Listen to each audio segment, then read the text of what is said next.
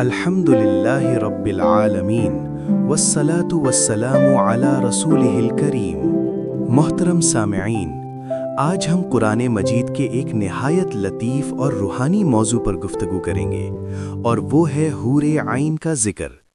یہ موضوع عموماً جنت کی نعمتوں کے ضمن میں آتا ہے، اور اس کا مقصد انسان کو نیکی، تقوی اور آخرت کی تیاری کی طرف راغب کرنا ہے۔ قرآن مجید میں اللہ تعالیٰ نے جنت کو ایک ایسی دائمی کامیابی قرار دیا ہے جہاں ایمان والوں کے لیے وہ نعمتیں ہیں جن کا تصور بھی دنیا میں مکمل طور پر ممکن نہیں۔ انہی نعمتوں میں سے ایک نعمت حور عین بھی ہے۔ لفظ حور کے معنی ہیں پاکیزہ، خوبصورت اور آنکھوں کی سفیدی اور سیاہی میں نمایاں حسن رکھنے والی، اور عین کا مطلب ہے بڑی اور حسین آنکھوں والی۔ اللہ تعالیٰ سورۃ الدخان میں فرماتے ہیں وَزَوَّجْنَاهُمْ بِحُورٍ عِین، ترجمہ، اور ہم ان کا نکاح حور عین سے کر دیں گے۔ اسی طرح سورۃ الواقعہ میں فرمایا گیا کہ وہ موتیوں کی طرح چھپی ہوئی ہوں گی، یعنی ان کی پاکیزگی، حیا اور عزت کا مکمل خیال رکھا گیا ہوگا۔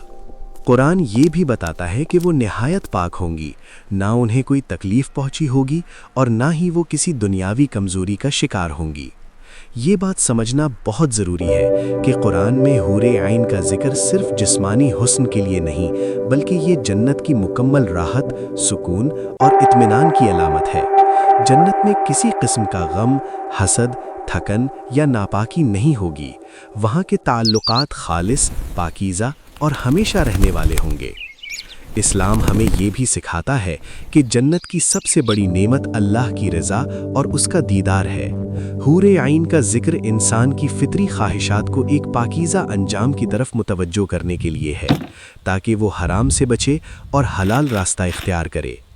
آخر میں ہم یہ سمجھ لیں کہ حور عین کا تصور ہمیں یہ پیغام دیتا ہے کہ اگر انسان صبر، تقوی اور نیک اعمال اختیار کرے تو اللہ تعالیٰ اسے ایسی نعمتیں عطا فرمائے گا جو نہ ختم ہوں گی اور نہ کم ہوں گی۔ اللہ تعالیٰ ہمیں قرآن کو سمجھنے، اس پر عمل کرنے اور جنت الفردوس کا مستحق بننے کی توفیق عطا فرمائے۔ آمین۔